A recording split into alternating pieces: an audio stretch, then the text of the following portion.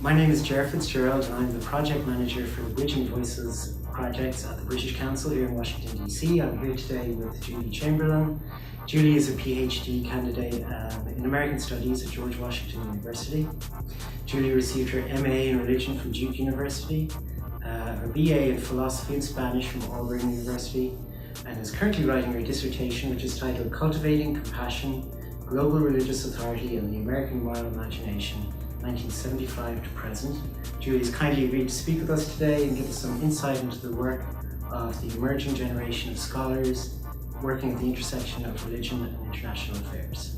So your dissertation addresses basically 4 case studies, right? You have Desmond Tutu, Elie Wiesel, Mother Teresa, and the Dalai Lama.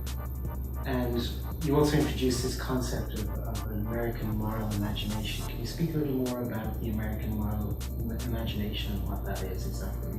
I guess I think about it in a couple of ways. So one is thinking about the moral part, and that's where I'm really trying to think about the ways that religion still plays a big part in how if Americans are thinking about morality and ethics. The other part is the imagination part, and I guess I'll go ahead and say that part of what I am tracing is kind of the actual impact these figures had. So, when Desmond Tutu is kind of speaking about kind of race relations in South Africa, I'm actually interested in what impact he had, who got involved, did he change people's minds? So I am interested in their actual impact, but I'm also interested in imagination in the sense of kind of one, in terms of how they kind of shape how Americans are thinking about and seeing, particularly kind of the global South. So if we think about Mother Teresa really comes to represent Calcutta. She's attached to Calcutta, she's attached to images of Calcutta,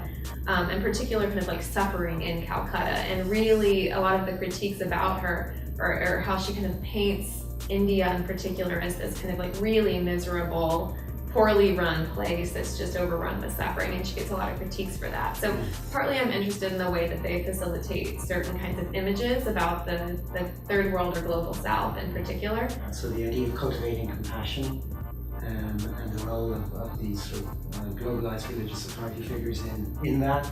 Mm-hmm. There's a kind of underlying implication that there's a lack of compassion, or there was a lack of compassion during the time frame that you're looking at, which was basically the 1980s, right? Is that your sense that there was some sort of compassion gap that was being filled?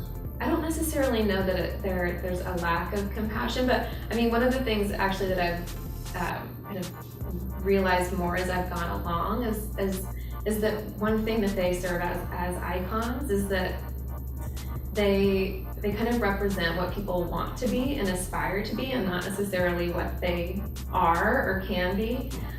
So I guess I've tried to highlight the failure of compassion as I've looked more kind of at what actually comes out of these, so that someone like the Dalai Lama might be such a big figure in popular culture, and people kind of look to them as this kind of saint of goodness and see him in that light, but that doesn't necessarily inspire them to do something concrete in terms of kind of getting involved in kind of Tibetan kind of politics or calling their congressperson. So I do think about that gap between these discourses of compassion that kind of surround these people, and I do think they're cultivating it in some sense, in terms of getting Americans invested in areas that they weren't otherwise thinking about. And so I do think that there is, partly they're enabling ideas about compassion, partly they seem to embody it in some kind of magnificent way,